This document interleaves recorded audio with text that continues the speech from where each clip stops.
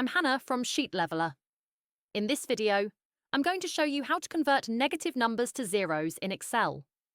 We'll cover two methods, one using a formula and the other using custom formatting.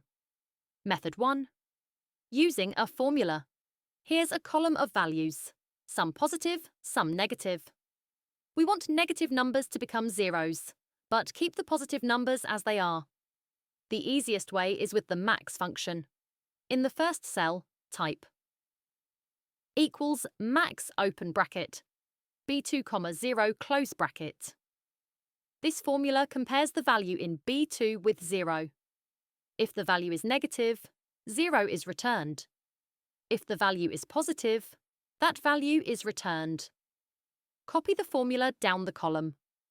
Now all negative values are replaced by zeros, while positive numbers stay the same. Method 2. Using custom formatting. Select all the cells you want to format. Press Ctrl+1 to open the Format Cells dialog. Go to Custom in the list. In the Type box, enter 0 semicolon, quote 0 quote. Everything before the semicolon is for positive numbers. Everything after the semicolon is for negative numbers. By putting 0 in quotation marks, negative numbers display as 0. Click OK. Now, negative numbers display as zeros, but the underlying values haven't changed. They're still negative if you look in the formula bar. Optional. Apply to currency values. Select your cells and press Ctrl+1.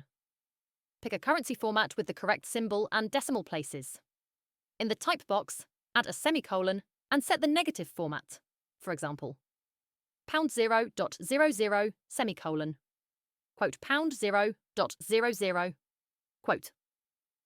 Click OK, and negative currency values now display as 0 while keeping the positive formatting consistent. And that's it. Two quick ways to convert negative numbers to zeros in Excel.